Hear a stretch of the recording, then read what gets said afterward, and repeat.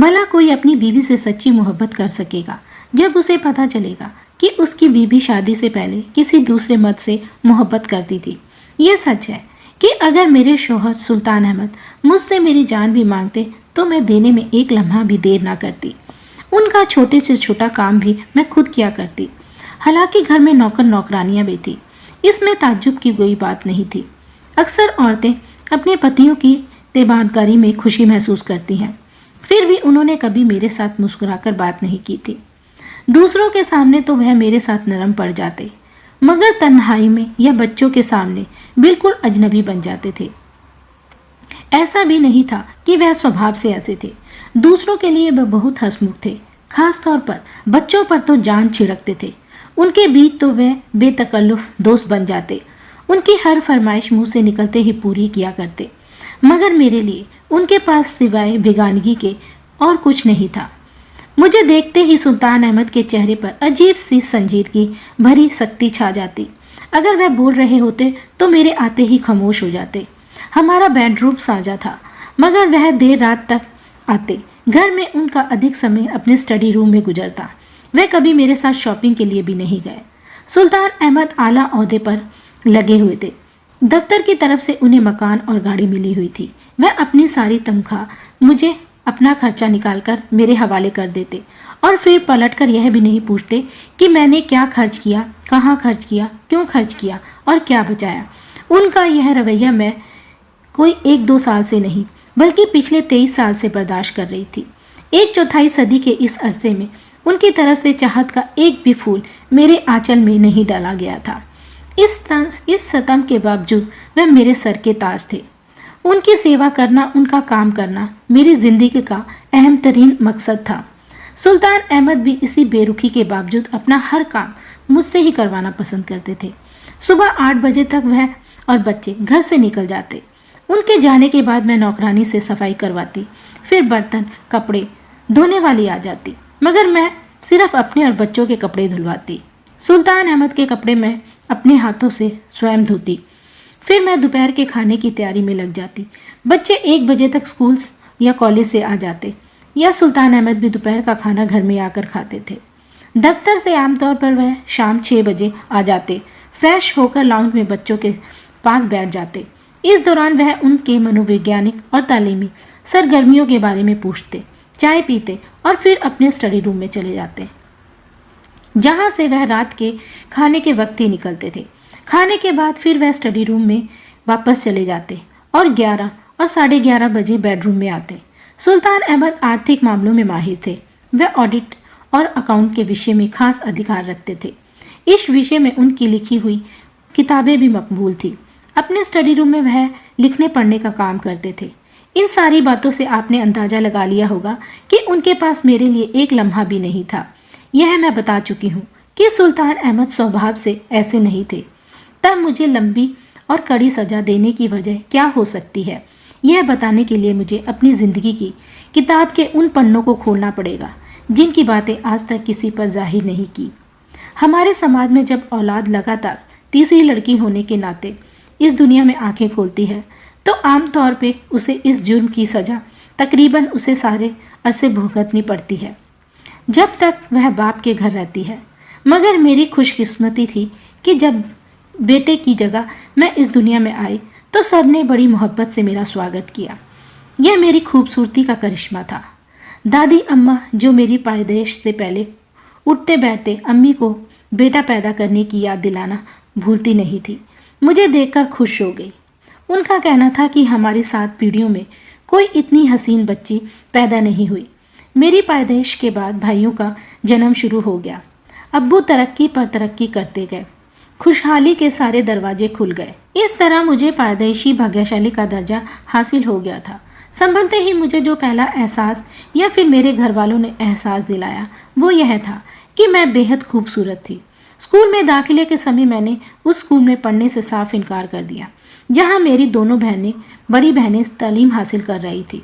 उसकी बैरौनक इमारतें, मामूली फर्नीचर और सादा लिबास लड़कियाँ मेरी पसंद से कतई मेल नहीं खाती थी। मैंने तो अम्मी अब्बू से साफ कह दिया कि मैं उस गंदे संदे स्कूल में उन गंदी संदी लड़कियों के साथ हरगिज़ नहीं पढ़ूंगी। यह सुनते ही मेरी दोनों बहनों ने हंगामा खड़ा कर दिया। क्या हम गंदी संधी हैं? अम्मी ने भी मेरी बात का बुरा तो माना, लेकिन दर गुजर कर गई। उन्होंने दोनों बहनों को भी समझाया। तो क्या तुझे हम किसी अंग्रेजी स्कूल में पढ़ाएं? उन्होंने दबदबे लहजे में कहा। मैंने तो कह दिया कि मैं उस स्कूल में नहीं पढ़ूंगी बस। मैंने तो थुनक कर कहा अब्बू। अब्बू ने मेरी हिमायत की। उन्होंने अम्मी से कहा, ठीक तो कह रही है मेरी बेटी, वह स्कूल भला इसके लायक है, तो फिर करा दो किसी बढ़िया स्कूल में और दे देना भारी भरकम फीस। अम्मी भिनक कर बोली। अब्बू ने दौड़ भाग करके मेरे दाखिला शहर के एक आला इंग्लिश मीडियम स्कूल में करा दिया। घर से दूर होने की वजह से मुझे गाड़ी लेने और छोड़ने आया करती। स्कूल में मैंने चुन चुन कर खूबसूरत और नफा पसंद लड़कियों को सहेली बनाया। टीचर भी मुझे पसंद करती थी, जिसका सबसे बड़ा फ़ायदा मुझे तालीम हासिल करने में हुआ। मैं अपनी क्लास की बेहतरीन स्टूडेंट में गिनी जाती। मतलब यह है कि चाहतों के हुंडोले में झूलती उम्र की मंजिल तय करती रही। जब मैं छठी क्लास में थी तब बड़ी आपा का रिश्ता तय हो गया। उन्होंने मैट्रिक के बाद स्कूल से उठा लिया गया, क्योंकि हमारी बरादरी में लड़कियों को इससे ज़्यादा पढ़ने का रिवाज नहीं था। हमारे खानदान में बिरादरी से बाहर शादी का भी रिवाज नहीं था। बड़ी आपा की शादी के बाद अम्मी ने फौरन ही छोटी आपा की रुखसती की तैयारी भी शुरू कर दी। वह बचपन से ही तय अब्बू के बेटे से जोड़ दी गई थी। मेरे 8वीं पास करते करते दोनों बहनें विदा होकर अपने अपने घर हो चुकी थी। मैट्रिक में आते आते मुझ पर बहार आ गई। मैंने ऐसा रूप रंग और कद निकाला कि मैट्रिक करते ही दरवाजे पे रिश्तों की लाइन लग गई। अम्मी का इरादा तो यही था कि मैट्रिक के बाद मुझे भी घर से रुखसत कर दिया जाए, लेकिन मैं अभी और आगे पढ़ना चाहती थी। इसलिए मैंने अब्बू से छुप छुप कर अम्मी से छुप छुप कर अब्बू से कॉलेज में दाखिले की जिद शुरू कर दी। पहले उन्होंने इनकार कर दिया, मगर फिर राजी हो गए। लेकिन यह बात खुलते ही अम्मी ने हंगामा खड़ा कर दिया। वह मेरे आगे पढ़ने के हक में नहीं थी। अब्बू ने उन्हें किसी न किसी तरह राजी कर लिया। मैट्रिक मेरी बहुत अच्छी पोजीशन आई थी, इसलिए बेहतरीन कॉलेज में दाखिले में कोई मुश्किल नहीं आई। उस कॉलेज में ज़्यादातर बड़े घराने की लड़कियां पढ़ती थी। मुझे उस माहौल में आकर ऐसा महसूस हुआ जैसे मैं किसी तालाब से निकलकर विशाल समुद्र में आ गई थी। कॉलेज में एक से बढ़कर एक हसीन लड़कियां मौजूद थी, मगर उनकी सुंदरता मेरे हुस्न के आगे फीकी पड़ गई। अलबत्ता उनकी बबेरियां और बातें मुझे दांतों तले उंगली दबाकर लेने पर मजबूर कर देती। फिर मैं धीरे धीरे उनसे घुल मिल गई। लड़कियां जब अपने चाहने वालों की दीवानगी के अंदाज बयान करती तो मैं उनके मुंह देखती रह जाती। यह हकीकत थी कि मेरी खूबसूरती के बावजूद किसी लड़के ने मुझे चाहत का पैगाम नहीं दिया था। कॉलेज में मेरा दूसरा साल था। मेरी क्लास फेलो नाजिया की सालगिरह थी। मैं उसके जलसे में खास तौर पर तैयार होकर गई थी। यही वजह थी कि वहाँ मौजूद हर निगाहें कुछ क्षण के लिए मुझ पर जम गई थी। नाजिया करोड़पति बाप की औलाद थी और उस दावत में आई हुई लड़कियां कीमती कपड़ों और बेशकीमती जवाहरात से जगमगा रही थी। फिर भी एक नौजवान की निगाह बार बार मुझ पर ही टिक जाती थी। लंबा कद, वर्जिश जिस्म, हल्के घुंघराले बाल, सुर्खी मिली रंगत और चमकती आंखें। वह हाथ में कैमरे लिए तस्वीरें खींच रहा था। मैंने महसूस किया कि वह बार बार कैमरे की फ्लैश मुझ पर पड़ रही थी। उसकी निगाहों की गर्मी में फैसले से मैं भी महसूस कर रही थी। मेरे होठों पर एक गुर भरी मुस्कुराहट फैल गई। जल्दी ही परिचय का मौका भी आ गया। वह केक की प्लेट उठा चला आया। आप तो कुछ खा ही नहीं रही हैं मिस। उसने गहरी नज़र से मेरा जायजा लिया। गुल। मैंने कंफ्यूज होकर उसे अधूरा नाम बताया। बहुत खूब, आप बिल्कुल गुल, फूल जैसी हैं। मुझे रहल कहते हैं, उसने मेरी आंखों में झांकते हुए कहा। उसी वक्त नाजिया वहां आ गई। रहल, तुम इससे मिले? मेरी बेस्ट फ्रेंड गुलनार है।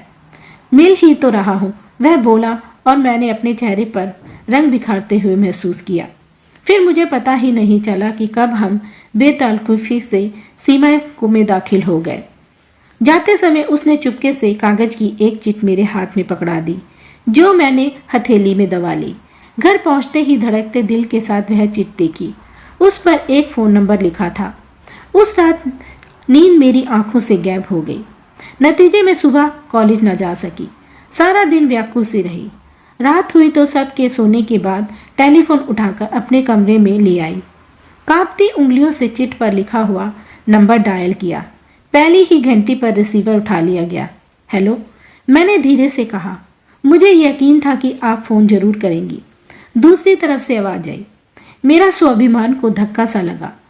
मैंने बात किए बिना फ़ोन काट दिया, मगर अगली रात को फिर फ़ोन करने से खुद को रोक ना सकी। हालांकि कोई अंदर से मुझे खबरदार कर रहा था, गुल, यह खेल मत शुरू कर। मैंने गोलमाल शब्दों में उसे अपने दिल की हाल सुनाई और उसने अपनी बेताबियों का खुलकर इजहार किया। यह कच्ची उम्र की जुनूनी मोहब्बत थी जो नफ़ा नुकसान के ख्याल से बेपरवाह होती है। इसलिए जब उसने मुझे कहीं बाहर मिलने को कहा तो मैं सोचे समझे बिना तैयार हो गई।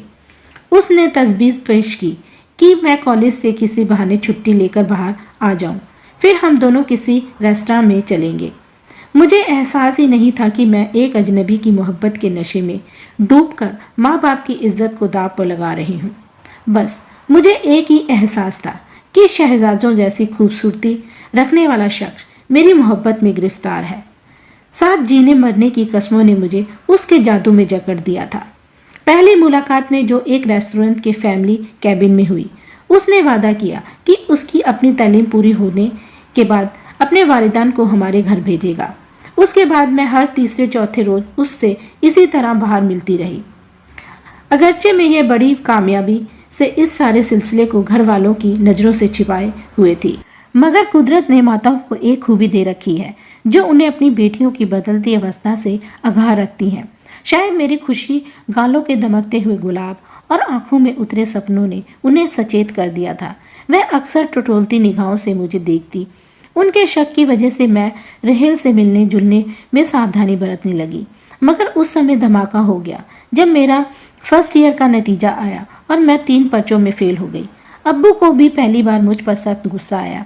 वह आशा कर रहे थे मैं इस साल इंटर में कोई अच्छी पोजीशन हासिल करूंगी, क्योंकि ना मैं केवल कॉलेज से छुट्टी ली थी बल्कि घर में भी हर समय अपने कमरे में स्टडी में मगन रहती। हकीकत यह थी कि मैं कॉलेज कम जाती। मेरा सारा समय रहेल के साथ घूमने फिरने में गुजरता था। कमरे में घुसे रहने का कारण भी यही था कि वहाँ भी मैं सबसे छिपकर अपने मोहब्बत के तसव्वुर में गुम रहती थी। उस समय मेरा नशा हिरन हो गया जब अब्बू ने मुझसे पर्चों में फेल होने की वजह पूछी। उनकी चिंता उचित थी। जब मैं इतनी ज़हीन और पढ़ाकू थी तो मेरे 3 पर्चों में फेल हो जाने की क्या वजह थी। मैंने बहाने तराशकर अब्बू को किसी हद तक नॉर्मल किया। वादा किया कि अगले साल सालाना इम्तिहान में पोजीशन लाकर दिखाऊंगी, मगर अम्मी किसी तौर पर भी रजामंद नहीं थी। उन्होंने फैसला सुना दिया कि मेरी पढ़ाई खत्म, कॉलेज जाना बंद। अब्बू ने अम्मी के फैसले के आगे हथियार डाल दिए। तालीम तो मुझे भी कोई खास नहीं थी, मगर कॉलेज जाना बंद होने की हालत में मेरे लिए रहेल से मुलाकात का रास्ता बंद हो गया था। टेलीफोन भी मेरी पहुंच से बाहर हो गया था। रात को सोने से पहले अम्मी टेलीफोन सेट अपने कमरे में ले जाती थी। दिन में भी मुझे मौका नहीं मिलता था। मैं अपना हर तरीका इस्तेमाल करके थक गई। अम्मी टस से मस नहीं हुई। तब मैंने अपना सबसे पुराना परखा हुआ नुस्खा आजमाया और भूख हड़ताल कर दी। अब मैंने लगातार 2 दिन तक कुछ नहीं खाया तो अम्मी घबरा गई।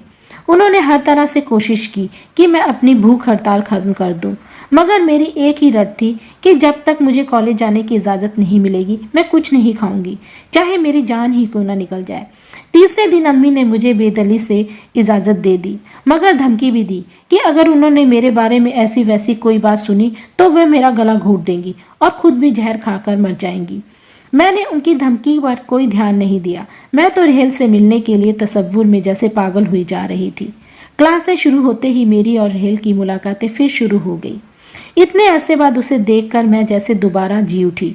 अब मैं बेधड़क उसके साथ शहर की तफरीह गाहों में चली जाती, खास तौर पर समुंदर तट पर। हम दोनों की पसंदीदा जगह थी। उसके संग समुंदर की नरम रेत पर चलते हुए ऐसे लगता जैसे मैंने पूरी दुनिया जीत ली। उस दिन भी हमारा कैल्फ्टन, कराची का मुंबई के जुहू जैसा स्थान का प्रोग्राम था। मैं घर कहकर गई थी कि कॉलेज के बाद अपनी सहेली के यहाँ जाऊंगी, वहां से शाम तक घर वापस आ जाऊंगी। रहेल कॉलेज से बाहर एक जगह पर अपनी गाड़ी लिए मेरे इंतजार में खड़ा था। वहां से हम दोनों क्लेफ्टन पहुंच गए। छुट्टी का दिन न होने की वजह से वहां रश नहीं था।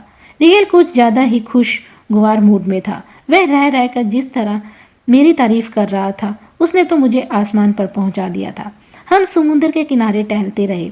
उसकी शरारतों में बेबाकी पाई जाती, मगर मैंने बुरा नहीं माना। यूं ही हंसते खेलते वक्त गुजर गया और होश उस समय आया जब सूरज डूबने के करीब था। खारे पानी और साहिली की रेत ने मेरा हुलिया बिगाड़ दिया था और मैं इस हुलिये में घर जाकर अम्मी के क्रोध को दावत नहीं देना चाहती थी। मगर मसला यह था कि मैं अपना हुलिया कहाँ ठीक करती।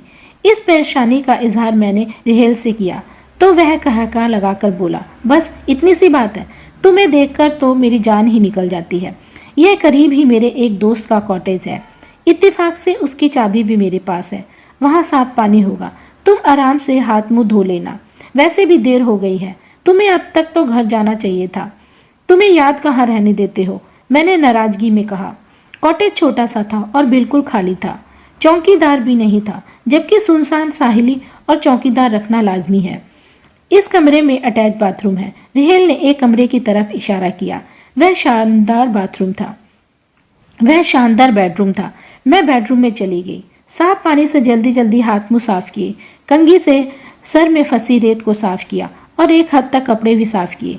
फिर मैंने आईने में अपना जायजा लिया और बाहर जाने के लिए बाथरूम के दरवाजे का हैंडल घुमाया, मगर वह टस से मस नहीं हुआ। मैंने जोर लगाया, फिर भी कोई असर नहीं हुआ। अंदर जाते समय तो वह आसानी से घूम गया था। पहली बार मुझे किसी खतरे का एहसास हुआ, लेकिन मेरे दिल ने तसल्ली दी, यह कोई फॉल्ट होगा। मैंने दरवाजा पीटकर रेहल को आवाज दी, मैं यही हूँ, शोर मत मचाओ। उसकी आवाज करीब से भरी, रेहल यह दरवाजा बंद हो गया है, खुल नहीं रहा। मैंने रुहासी होकर कहा, बंद नहीं हुआ, बल्कि मैंने लॉक कर दिया है। वह इत्मीनान से बोला, मेरी तो जान ही निकल गई। रेहल प्लीज मजाक बंद करो, मुझे पहले ही देर हो गई है। देर तो तुम्हें हो ही चुकी है जाने मन, और मजाक यह नहीं वह था जो मैं अब तक करता आ रहा था। उसके लहजे में व्यंग था। दरवाजा खोलो, तुम मुझे यूं कैद नहीं कर सकते। मैं पूरी ताकत से चिल्लाई, कैद तो तुम हो चुकी हो, अब जरा 2-4 रोज तो हमारे पास रहो। उसने कहका लगाकर कहा, हमारे से क्या मतलब? मैं चौंकी, भोली लड़की, मैंने अपने दोस्तों की दावत का इंतजाम किया है। तुम्हारे पास हुस्न का जो खजाना है, उससे तो कितने ही जरूरतमंद खुशहाल हो सकते हैं। उसकी हंसी में कमीनापन था। बंद करो बकवास कुत्ते, धोखेबाज, मैं चीखी, फिर सिसक रोने लगी। रेहल तुम्हें क्या हो गया है? तुम तो मुझसे मोहब्बत करते हो, फिर भी तुम मुझे यूं ही रुस्वा करना चाहते हो। मोहब्बत? उसने फिर कहका लगाया, यह किस चिड़िया का नाम है जानेमन? हम तो हुस्नो शबाब के पुजारी हैं। अब तो तुम जरा फुरसुकून हो जाओ, नहा धोकर हमारे स्वागत के लिए तैयार हो लो। मैं जाकर दोस्तों को खबर करके आऊं।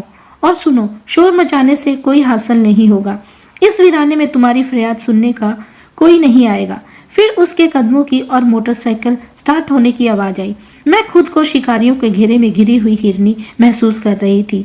यह बात अच्छी तरह समझ में आ गई थी कि वह अब तक मुझे बेवकूफ बना रहा था, मुनाफिस मौके की तलाश में था, जो बेवकूफ़ी में मैंने उस शख्स को दिया। जिंदगी में पहली बार मुझे किसी तमन्ना पर पछतावा हो रहा था। मेरा दिल चाह रहा था कि जमीन फटे और मैं उसमें समा जाऊं, या मौत का फरिश्ता मुझे आ दबोचे ताकि आने वाले हालात का सामना ना करना पड़े। मगर दोनों बातें नामुमकिन थी। अपनी इज्जत खतरे में देखकर मेरे अंदर की औरत जाग उठी। मैंने फैसला कर लिया कि अपनी इज्जत पर आंच नहीं आने दूंगी, चाहे मुझे अपनी जान ही क्यों ना देनी पड़े। उस समय मुझे खुदा की याद आई। मैं जानती थी कि उसके सिवा अब कोई मुझे नहीं बचा सकता। मैंने दिल की गहराइयों से गिड़गिड़ाकर अपनी हिफाजत की दुआ मांगी और उस कैद से रिहाई की सोचने लगी। बाथरूम खास बड़ा था, उसमें बाथ टब भी था। एक तरफ वॉश बेसिन था जिसमें आगे शीशा लगा हुआ था। उसके बराबर में एक रैक था जिस पर शैम्पू और साबुन आदि रखे थे, मगर शेविंग का सामान नहीं था, वरना मैं ब्लेड से अपना गला काटकर खुदकुशी कर लेती। इस बात का मुझे कैद करने वालों को भी अंदाजा था, इसलिए उन्होंने बाथरूम में हर वह चीज हटा दी जिसे मैं रिहाई या खुदकुशी के लिए इस्तेमाल कर सकूं। रैक स्टील का बना हुआ था, मगर दीवार में इस तरह जुड़ा हुआ था कि उसे वहां से निकालना मेरे लिए मुमकिन नहीं था। बाथरूम का दरवाजा ठोस लकड़ी का था और मेरे लिए उसे तोड़ना नामुमकिन था। तब मेरी निगाहें रोशनदान पर गई। फर्श से लगभग 8 फुट ऊंचा वह रोशनदान इतना चौड़ा था कि उसमें से आसानी से बाहर निकल सकती थी। उसमें शीशे के 2 पट थे जो चिटकनी के सहारे बंद थे, मगर असल मसल उस तक पहुंचना था, वह नामुमकिन था। मैं उछलकर भी वहां तक पहुंच सकूं, कोई ऐसी चीज मुहैया नहीं थी जिसके सहारे मैं ऊपर चढ़ सकूं। वॉश बेसिन और वॉश टब सब अपनी जगह पर फिट थे। फिर भी मैंने उछलकर रोशनदान की मुडेर पकड़ने की कोशिश की, मगर कुछ नाकाम कोशिशों के बाद मेरा हौसला जवाब दे गया और मैं फूट फूट कर रोने लगी। मुझे महसूस हुआ कि मैं खुद कुछ भी करूं, उस कैद खाने से नहीं निकल सकूंगी। कुछ देर रोने के बाद मुझे अक्ल आ गई कि इस तरह आने वाली मुसीबत टल नहीं सकेगी। फिर मुझ पर जैसे जुनून छा गया। मैंने रैक से साबुन और शैम्पू की बोतलें आदि उठाकर फर्श पर दे मारी। रैक को कुछ जोरदार झटके दिए, मगर वह अपनी जगह जमा रहा। फिर वॉश बेसिन को झकझोरा, मगर वह भी टस से मस नहीं हुआ। आखिर में मैंने टब को जोरदार ठोकर मारी और यह देखकर मैं चौंक गई कि वह अपनी जगह से हिल कर रह गया। मैंने उसे पकड़कर झटके दिए, तब तक चला कि वह फर्श के साथ महज पाइप की मदद से जुड़ा हुआ था। पाइप शायद ढीला पड़ गया। उस समय जाने कहां से मुझ में इतनी ताकत आ गई कि मैंने उसे झटके दे देकर आखिर फर्श से अलग कर दिया। सिरोमिक्स का बना हुआ वह टब 3 फुट चौड़ा और 5 फुट लंबा था। बनावट में गोलकार था। मैं उसे उसकी जगह से सरकाने लगी। अब मैं टब की लंबाई के रुख से दीवार के साथ लगाती तो टब पर चढ़ना मेरे लिए मुमकिन नहीं था, और चौड़ाई के रुख से खड़ा करने की हालत में उसके स्लिप हो जाने का खतरा था। बहरहाल मैंने टब को दीवार के साथ लगाकर खड़ा किया, सैंडल उतारी और ऊपर चढ़ने लगी, मगर पहली ही कोशिश में टब स्लिप कर गया और मेरे घुटने दीवार से जा टकराया। वक्त रोने का नहीं था, मगर मौके के चंद लम्हे मेरे साथ हाथ से निकले जाते तो दरिंदों से छूट पाना नामुमकिन था। इस बार टब को कम तिरछा करके दीवार से टकाया और बड़ी सावधानी से धीरे धीरे कदम जमाकर ऊपर चढ़ने लगी। बड़ी मुश्किल से अपने जख्मी घुटने के कंपन पर काबू पाया। खुद कर हाथ मेरे रोशनदान तक पहुंचे और उसकी मुडेर के हाथ जमाकर मैंने उसके पट खोले। मेरी खुशकिस्मती थी कि रोशनदान की दूसरी तरफ चौड़ा छज्जा था। मैंने बाहर की मुडेर पर अभी हाथ जमाया ही था कि ऐन उसी लम्हे टब फिर स्लिप होकर धमाके से गिरा। मुझे शायद झटका लगा। एक लम्हे के लिए ऐसा महसूस हुआ जैसे मेरी बाहें कंधे से उखड़ जाएंगी। मेरी पूरी कोशिश थी कि मुडेर मेरे हाथ से ना छूट पाए। मुझे नहीं पता कि मैं कैसे रोशनदान से गुजरकर छज्जे तक पहुंची। छज्जे का हिस्सा कॉटेज के अंदर ही था, इसलिए मैं उससे होती हुई पिछले हिस्से में आ गई। यह कॉटेज से बाहर था। जमीन वहां से 10 से 11 फुट नीचे थी, मगर मैंने हिम्मत की। पहले पांव नीचे लटकाए, फिर बाहों के बल पर छज्जे से लटक गई। मैंने आंखें बंद करके छलांग लगा दी। खुशकिस्मती से मैं किसी चोट से महफूज रही। अंधेरा पूरी तरह फैल चुका था और दूर कहीं कहीं मकानों की रोशनियां झिलमिला रही थी। मैंने उठकर कपड़े झाड़े। सैंडल तो अंदर ही रह गए थे, मगर दुपट्टा मेरे पास था, जिसमें से अच्छी तरह अपने गुर्दे लपेटकर अंधाधुंध साहिल से होती हुई दूर सड़क की तरफ भागी। मैं जल्दी से जल्दी उस कैदखाने से दूर निकल जाना चाहती थी। सड़क तक आते आते कितने ही नुकीले कंकड़ों ने मेरे पांव छलनी किए। कितनी ही बार मैं ठोकर खाकर गिरी। मुझे कुछ नहीं पता चला। अभी सड़क पर मैंने कदम रखा ही था कि दाईं तरफ से एक तेज रोशनी मेरे करीब आकर रुक गई। फिर मैंने आंसुओं से धुंधलाती हुई आंखों से एक शख्स को गाड़ी से उतरकर अपनी तरफ आते देखा। वह कोई मर्द था। अंधी है आप, अभी मेरी गाड़ी के नीचे आ जाती। उस शख्स ने मेरे सामने आकर गुस्से में कहा, प्लीज मुझे बचा लीजिए, मैं कुछ दरिंदों के चुंगल से निकलकर भागी हूँ। मैंने रोते हुए कहा। वह गौर से मेरा जायजा ले रहा था। रात को तन्हा भटकने वाली लड़कियों के पीछे दरिंदे लग ही जाते हैं। उसने रुखवाई से कहा। मैं फूट फूट कर रोने लगी। वह शख्स बुखला गया। मोहतरमा, खुदा के लिए चुप हो जाए। अगर इस वक्त कोई यहाँ आ गया तो आपको यूं रोते हुए और आपका हुलिया देखकर ना जाने मेरे बारे में किस गलतफहमी में पड़ जाए। तब मैंने एक नज़र खुद पर डाली। मेरे कपड़े कई जगह से फटे थे। रेत मिट्टी से अटकी हुई हालत बेहद खराब थी। मैंने जल्दी से दुपट्टे को ठीक किया। आपको कहाँ जाना है? उसने पूछा। मैंने बिना उसकी ओर देखे उसे अपने इलाके का नाम बताया। बैठिए, उसने एक गहरी सांस लेकर कहा। मगर मैंने चाहा अगर मगर नहीं, आपको मुझ पर भरोसा करना होगा, वरना मैं चलता हूँ। आप किसी भरोसे वाले का इंतजार करें। वह कुछ गुस्से में बोला। मुमकिन था कि पीछे से वही बदमाश आ जाए जिनसे मैं बचकर भागी हूँ। वह सही कह रहा था। मैं डर कर जल्दी से गाड़ी में बैठ गई। उसने गाड़ी आगे बढ़ा दी। वह मेरे जाने पहचाने रास्ते पर सफर करती हुई मेरे इलाके में दाखिल हुई। मैंने इशारे से उसे रास्ता बताती गई।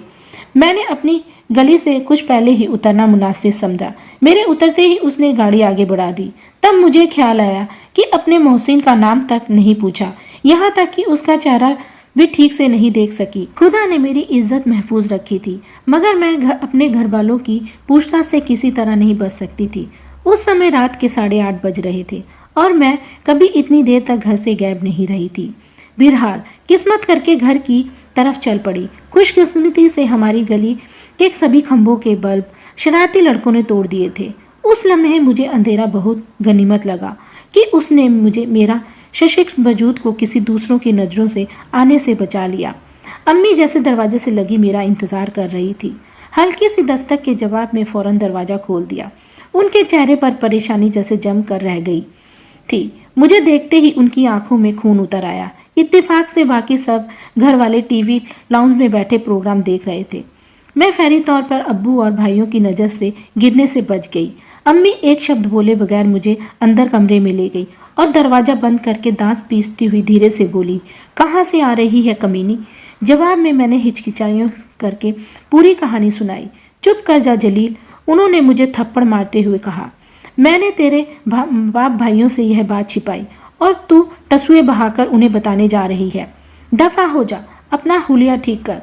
मैंने गुसलखाने में जाकर नहाकर और साफ सुथरा जोड़ा पहन लिया। रात सबके सोने के बाद अम्मी मलहम लेकर मुझे लगाने आई। तब मैंने उनसे लिपट कर रोने लगी।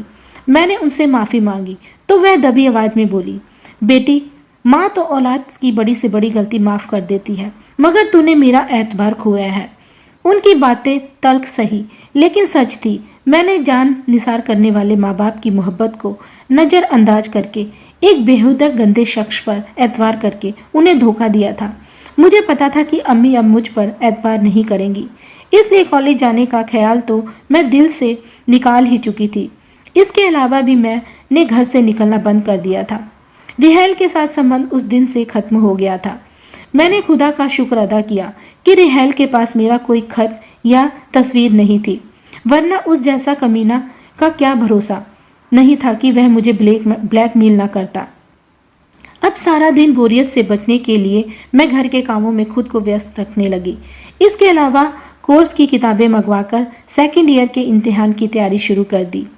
अम्मी मेरे इस बदलाव से बहुत खुश थी। वह मुझे सारे घरेलू मामलों में माहिर करना चाहती थी। हमेशा मुझे कुछ न कुछ सिखाने की कोशिश करती। मैं भी मेहनत कर रही थी। मैंने इंटर का इम्तिहान आसानी से पास कर लिया। अम्मी मुझे इम्तिहान दिलाने ले जाया करती थी। 1 साल गुजर जाने के बावजूद अम्मी की बेतवारी पहले दिन जैसी ही कायम थी। उनकी आंखों में लहराते शक के नाग जैसे हर लम्हे मुझे डसते रहते। अब वह बड़ी सरगर्मियों से मेरे लिए आए रिश्तों की छानबीन करने लगी थी। मुझे मर्द के नाम से वहशित होती थी, मगर मैं अम्मी के आगे मजबूर थी। उन्हीं रिश्तों में सुल्तान अहमद का रिश्ता भी था। वह हुकूमत में अच्छे ओहदे पर लगे हुए थे, खानदानी थे और हमारी बिरादरी से ताल्लुक़ रखते थे। मतलब यह है कि वह हर दृष्टि से मेरे लिए मुनाफिस थे। अम्मी ने अब्बू और बहनों की रजामंदी कर सुल्तान अहमद के घर वालों को हाँ कर दी। मेरे ससुराल वालों को शादी की जल्दी थी। अम्मी को भी कोई इतराज़ नहीं था। उन्होंने अच्छी खासी तैयारियां पहले ही कर रखी थी। तारीख तय होते ही घर में चहल पहल शुरू हो गई। एक दिन बड़ी आपा ने मुझे एक लिफाफा देते हुए कहा, दूल्हे मियाँ की तस्वीर देख ले, बाद में हमसे कुछ मत कहना। मैंने लिफाफा लेकर बेजारी से एक तरफ डाल दिया कि देख लूँगी। अब जब शादी में चंद लम्हे बाकी रह गए तो मुझे दूल्हे की तस्वीर देखने का ख्याल आ रहा था। अपनी इस बेकदरी पर मैं खून के आंसू बहाकर रह गई। कहा वह किसी छोटी से छोटी चीज भी मेरी मर्जी के बगैर नहीं पसंद की जाती थी। कहाँ यह स्तंभ की जिंदगी भर का साथी बगैर मुझसे पूछे मेरी मर्जी जाने चुन लिया गया था। अपनी इस हद तक की बेकदरी की सारी जिम्मेदारी भी मुझ पर ही आया थी। आखिर मेरी जिंदगी में वह दिन भी आ गया जिसकी तमन्ना हर लड़की के दिल में अंगड़ाइयाँ लेती रहती है, मगर मैं उस दिन के हर सपने से पहले ही बेहिसाब हो चुकी थी। मेरे बेचैन से जिस्म को एक मूरत की तरह सजाकर सुल्तान अहमद के पहलू में लाकर बिठाया गया। इससे पहले अम्मी की बात मेरे दिल में फांस की तरह गड़ गई थी। उन्होंने कहा था कि हमेशा अपने शोहर की वफादार बनकर रहूं। सुल्तान अहमद का घराना पॉश कॉलोनी सोसाइटी के एक बड़े से बंगले में रहता था। सुहाग का कमरा बड़ी खूबसूरती से सजाया गया था। उसी सजे हुए कमरे में उस शख्स का इंतजार कर रही थी जिसे मेरा मालिक बना दिया गया था। दिल की धड़कनों में कोई सनसनी नहीं थी। फिर भी जैसे ही दरवाजे पर आहट हुई, मेरे अंदर जमी बर्फ पिघलने लगी।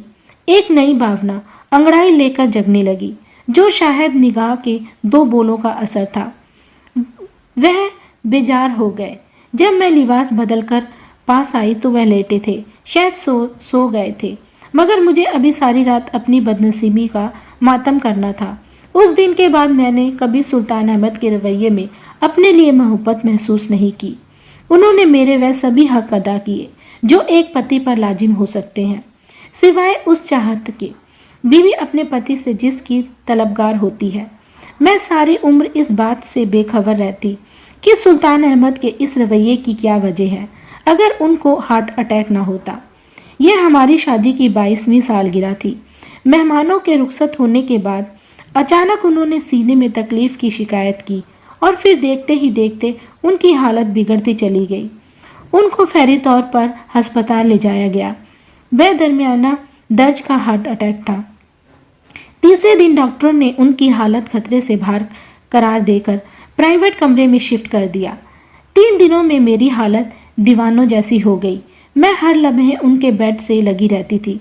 इस सारे वक्त एक लम्हे के लिए सो ना सकी थी। रात के किसी पहर उन्हें पानी मांगा। मैंने जल्दी से पानी ग्लास में निकालकर उन्हें दिया। उन्होंने पानी पीकर ग्लास मुझे थमाया और बड़ी कमजोर सी आवाज़ में बोले, गुल, मैं तुमसे बहुत शर्मिंदा हूँ। यह आप क्या कह रहे हैं? मैंने उनके सीने पर हौले से हाथ रखा। यह सब मेरा फ़र्ज़ है। आपकी खिदमत तो मेरे लिए इबादत का दर्जा रखती है। मेरा लहजा शिकायती हो गया। मैं जानता हूँ, उन्होंने कहा, इसलिए तो शर्मिंदा हूँ। सारी उम्र तुम्हें सच्ची खुशी ना दे सका। मेरी बात सुनो, कुछ कहो मत। यह हकीकत है कि मैंने सारी उम्र तुम्हें सिवाय बेरुखी के और कुछ नहीं दिया, मगर मैं मजबूर था। जब मैंने तुम्हें देखा तो मैं एक आग में जल रहा था जो मेरे अंदर ही अंदर भस्म किए जा रही थी। कमजोर आवाज में बोलते बोलते उनका लहजा जज्बाती हो गया, मगर उन्होंने जो कहा उसे सुनकर मैं हैरान रह गई। मेरे पैरों तले जमीन निकल गई। तुम्हें वह रात याद होगी जब तुम भयभीत होकर उजड़ी उजड़ी सी दौड़ रही थी और साहिली सड़क पर एक गाड़ी के नीचे आते आते बची थी। फिर उस गाड़ी वाले ने तुम्हें तुम्हारे घर तक पहुंचाया था। मगर आपको यह सब कैसे पता? इसलिए कि वह शख्स मैं ही था, उन्होंने ठहरे ठहरे लहजे में कहा। जब मैंने तुम्हें अपनी दुल्हन के रूप में देखा तो मत पूछो मुझ पर क्या गुजरी। वह ख्याल बार बार मुझे नाक की तरह डसने लगता है कि मेरी बीबी शादी से पहले किसी दूसरे मर्द से मोहब्बत करती थी। क्यों? मैं ठीक कह रहा हूँ ना? उन्होंने मेरी आंखों में झांका और मेरी निगाहें झुक गई। उन्होंने बात जारी रखी, मगर मैं खुद को तसल्ली दे लिया करता था कि तुमने उसका असली नफरत भरा रूप देखकर उसे अपने दिल से निकाल दिया होगा। फिर भी अपने दिल को ना समझा सका। मैं तुमसे मोहब्बत ना कर सका। बोलते बोलते थककर वह चुप हो गए, फिर शायद सो गए। आज मुझे 22 साल बाद समझ आया कि वह क्यों मुझसे दूर रहते थे। यह सब बोलकर उन्होंने मुझे तकलीफ़ों के एक नए भंवर में डाल दिया। उन्होंने मुझे वह सब कुछ याद दिला दिया जो मैं भूल चुकी थी। बेशक वह मेरे सबसे बड़े मोहसिन थे। पहले उन्होंने मुझे उस रात घर पहुंचाकर रुसवाई से बचाया, फिर मुझसे शादी कर मुझे इज्जत बख्शी। आज जब भी मैं पीछे मुड़कर देखती हूँ तो वह मेरे गुजरे हुए पल मुझे एक ख्वाब, एक सपना सा लगते हैं। कहानी कैसी लगी हमें कमेंट में लिखकर बताएं। वीडियो को लाइक और चैनल को सब्सक्राइब करें। थैंक यू, धन्यवाद।